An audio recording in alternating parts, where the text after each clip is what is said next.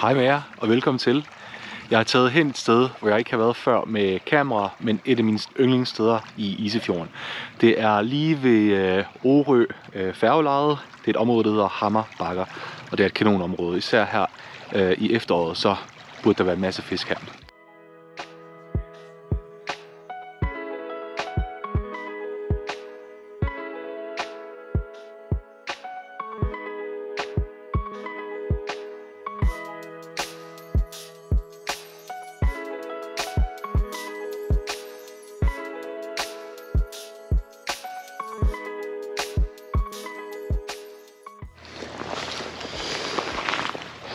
Nå, så er vi i gang med fiskeriet.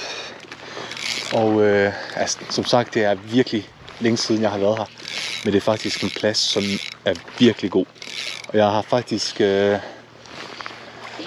flere gange tænkt over at tage til den her plads, men så var der det ene, og så var der det andet, og så endte man på en anden plads og alle de her ting her. Men nu er jeg her endelig. Der var lige hul i kalenderen her. Og så tænker jeg sådan, ved du hvad, det er længe siden. Nu tager vi herover. Lige det her, lige ved starten af spottet, der er en parkeringsplads lige heroppe ved vejen, som kan holde en del biler. Og så lige nede for pladsen her, så er det faktisk også et fint område. Det er meget lavvandet. Men det er faktisk først herned, når I kommer rundt i svinget. Der er sådan pynt, og der er muslingebund. Og det er der, jeg fangede flest af mine fisk her. Så vi fisker stille og roligt dernede af. Og så tænker jeg, at på selve spidsen derovre, så bliver vi lige lidt længere tid. Og så efter den spids der, så er der faktisk en vig, der er meget... altså det er sådan lidt sandmudderbund. Og der kan også være mange fisk, når det for alvor bliver koldt. Og det kan være, at vi også fisker det område af dernede. Det må vi lige se. Billedet her viser egentlig en god oversigt over Hammer Bakker, hvor man fisker. Og den røde linje her viser, hvor jeg fisker, og hvad for en retning jeg fisker i.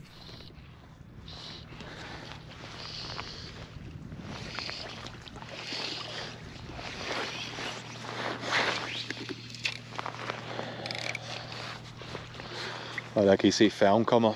Det er ikke den længste rute her fra den ene side til den anden over til Orø. Jeg tror faktisk, den sejler hver halve time måske.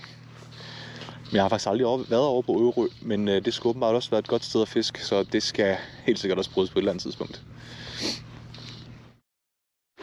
Nå, nu står jeg næsten oven i pynten her og begynder lige stille og roligt at fiske. Allerede herfra, og så stille og roligt op mod de der sten der. Så må vi se, hvor langt jeg kan komme ud og fiske fra stenene. Det kan godt blive spændende. Men ja, lad os endelig starte fiskeriet allerede her.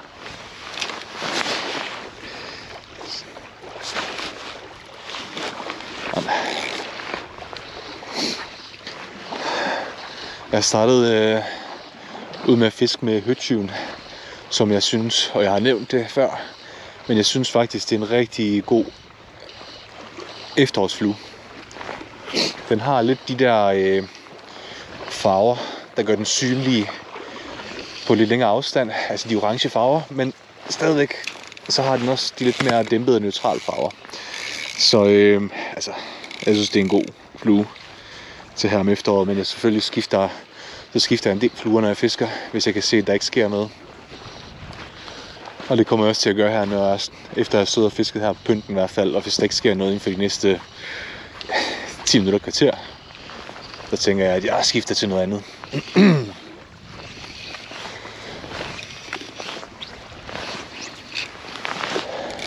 Ej, hvor er det bare flot herude.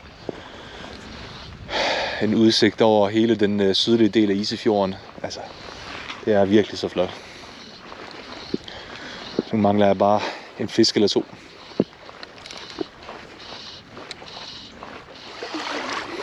Og allerede nu, hvor jeg går, altså der er en del muslingeskaller. Og fiskene kan jo godt lide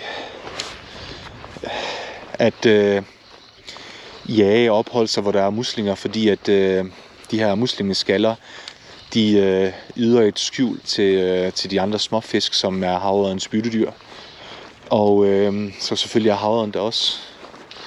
Og så er der også den fordel, at muslingerne de faktisk renser vandet. Jeg mener, jeg har læst, at de renser vandet og gør det mere iltrigt. Som også er noget, som havørrederne godt kan lide. Men den del er jeg lidt usikker på, faktisk. Jeg mener, jeg har læst det et eller andet sted.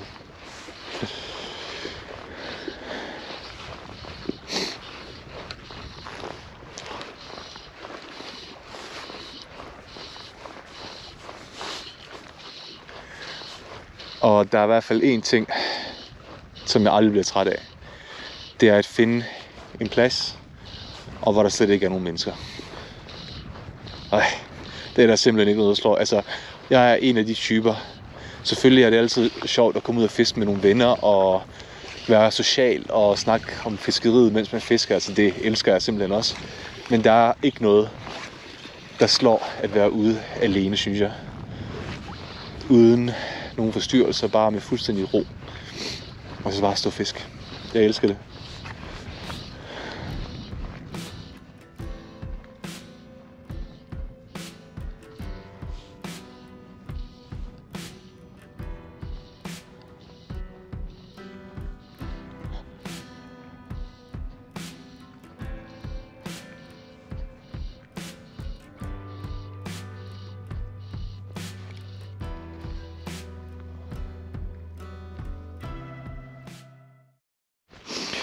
Nu har jeg lige affisket det her område her i noget tid.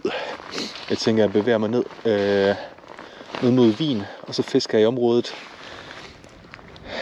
Ja, lige midt på Wien cirka, der er også en lille pynt, der stikker ud. Så tænker jeg, at jeg fisker det område, og så giver jeg lige det her område her en pause. Det kan være, at fiskene er her, men de er blevet trætte af at se på min flue. Så jeg går derned og prøver at fiske det område af, og så kommer jeg tilbage den her vej, når jeg skal op mod bilen. Der er lidt mere vegetation, end jeg husker. Det er ikke sådan, jeg husker det, men ja, det er også noget tid siden, jeg har været her sidst. Man kan fiske hele vejen rundt, faktisk. Og så bare fortsætte. Og så fortsætte hele vejen ned her. Og hvis du går langt nok, så ender du jo nede helt i bunden af fjorden.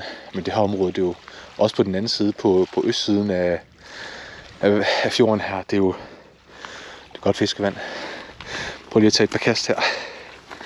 Og se om der gemmer sig noget i vandet her. Men det ved jeg sgu ikke. Prøv lige heroppe fra land, uden at gå i vandet.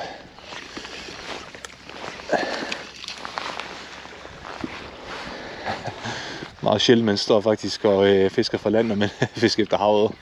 Især som fluefisker.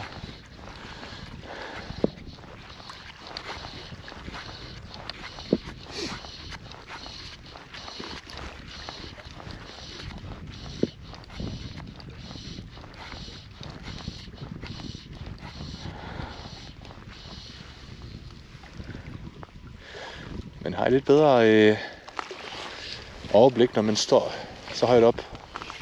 Og det kaster lidt mere over på det lave vand her. Måske er det noget, der gemmer sig her.